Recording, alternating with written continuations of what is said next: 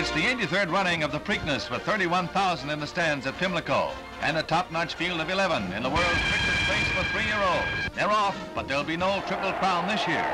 Derby winner Tommy Lee resting on his blanket of roses. But favorites First Landing and Sword Dancer are shooting for the lion's share of the $190,000 prize money. They're running 5th and 6th here with a 200-to-1 shot Marauder setting a steady pace. Dead last is Royal Orbit after a bad start.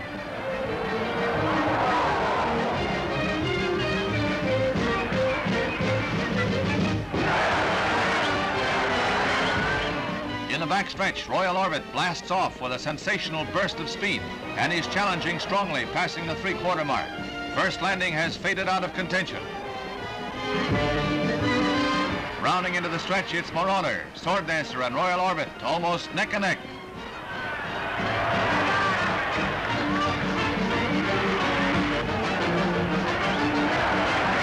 Royal Orbit is in complete command, moving out ahead to cross the finish with a 4-length win. Quite a ride for a young jockey, Willie Harmatz, in his first Preakness outing. Royal Orbit's purse better than $135,000 and a blanket of black-eyed Susans.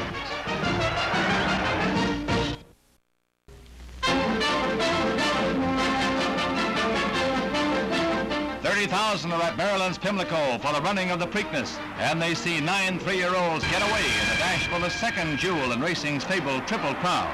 As in the Kentucky Derby, Globemaster takes an early lead and stays right up there, with the Derby winner, Carryback, far back in the pack. As they get on the backstretch, it's Globemaster, but hitting away second when Carryback starts to move. There you see him on the far right, picking up his pace and bearing down on the leaders.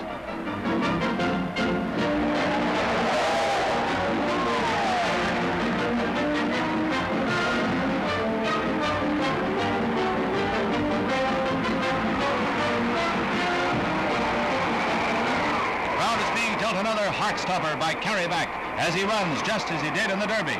As they come down the stretch, he's far to the outside, and watch him come. It doesn't seem possible that he can make it with Globemaster thundering far ahead. But Carryback passes second-place closure and barrels along on the heels of Globemaster, and then it edges into the lead to go over by 3/4 of a length. He's won the Kentucky Derby and the Preakness. Now it's the Belmont Stakes next.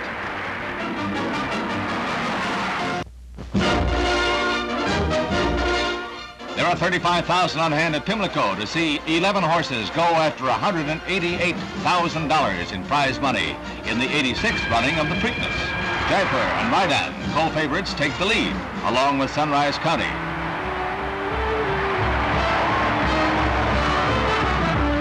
A long-lens camera captures a picture of poetic motion as they thunder to the clubhouse turn. Greek Money, today's horse of destiny, is running in 4th place now. Jockey Johnny Rotz seems to be biding his time. Coming into the last turn, Greek Money on the rail makes his bid for glory. He gets a head lead over Raidan just on his outside, and from here to the wire, it's a thrill-packed duel. Head and head, then neck and neck as they match stride for stride.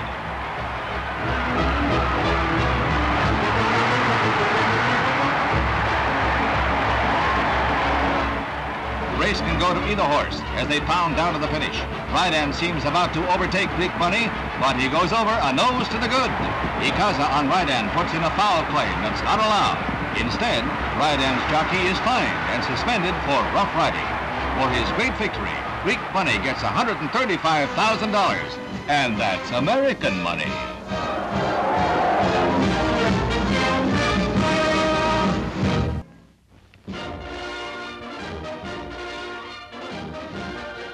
Pimlico and the Preakness, the race coupled with the Kentucky Derby and the Belmont for racing's Triple Crown.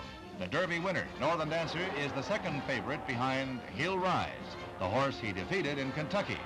He'll Rise, with Shoemaker aboard, and the Dancer, with Willie Hartack, are figured to battle it out as 6 horses get away. The longer shot, Big Pete, sets the early pace as the others settle down for the 1.25-mile run. Northern Dancer, a Canadian-bred horse, is the grandson of famed native dancer. Now he's running an easy third, with He'll Rise just behind him. Into the stretch, and hardtack keeps Northern Dancer moving. The stands shake with excitement as the dancer leaps the dash for home, with He'll Rise vainly trying to keep up. Then the Scoundrel moves into second place as Northern Dancer streaks for home. They just can't catch him as he widens his lead.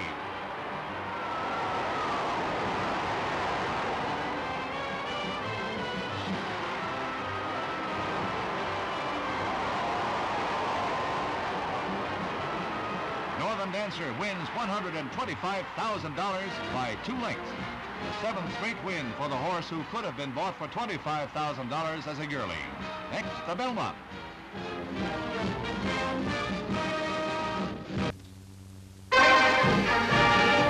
A near-record crowd at Baltimore for the Preakness, with 9 3-year-olds getting away in the second leg of the mythical Triple Crown. At the start, Kentucky Derby winner Lucky Debonair is laying third, but the backers of this heavily bet horse are not worried yet. As they pass the clubhouse the first time, Bobby Ussery on Flag Raiser sees a chance to steal the race, and he pushes his horse into the lead, widening the gap to 5 lengths. Lucky Debonair is still third, and running a quiet 5th, but biding his time, is Tom Rolf, Destiny's tot today. At the 6 furlong mark, Flag Raiser is finished as Swift Ruler, a long shot, and Native Charger take over. Tom Rolf begins to move up, but he's still running 5th.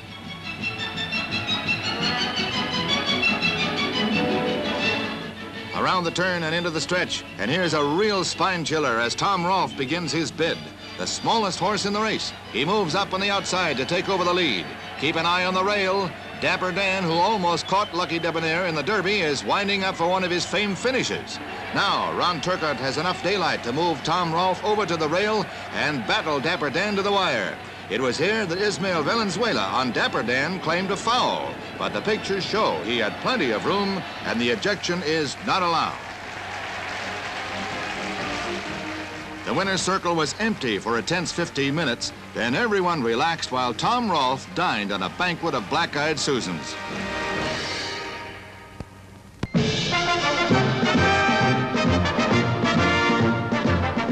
Pimlico, annual setting for the Preakness Stakes. Second jewel in racing's Triple Crown. Number 1, Damascus, pre-race favorite. Number 2, Proud Clarion, Kentucky Derby winner. 3, In Reality. It's a classy field of 10 starters and the richest Preakness purse ever, $194,000. The final turn and into the stretch. Damascus, Willie Shoemaker on top, comes into the stretch having moved from 8th position at the 3/4 pole to a head-and-head battle with In Reality and Proud Clarion. Then a fantastic burst of speed spread eagles the field. Damascus really pours it on and moves ahead easily and surely, going to the front. It's no contest now as Damascus almost coasts towards the line. It's the second fastest Preakness in history, eliminating a Triple Crown winner this year. Next, the Belmont.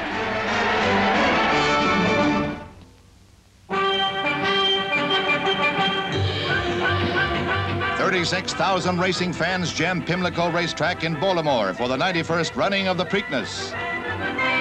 A field of 9 thoroughbreds charges out of the starting gate and thunders down the track, running hard for early position. Among the starters is Kentucky Derby winner Cowie King. In the backstretch, number 8, Stupendous has a comfortable lead, but Cowie King, number 3, maintains second position not far behind.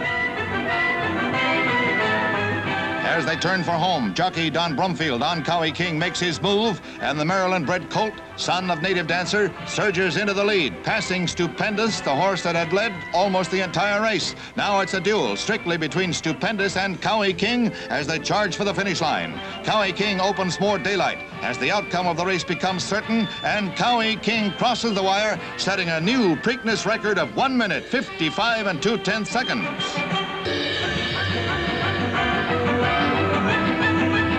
Jockey Don Brumfield and Cowie King, the same combination that won the Kentucky Derby, now add the Preakness, second step towards racing's Triple Crown, to their honors. Last stop, the Belmont Stakes.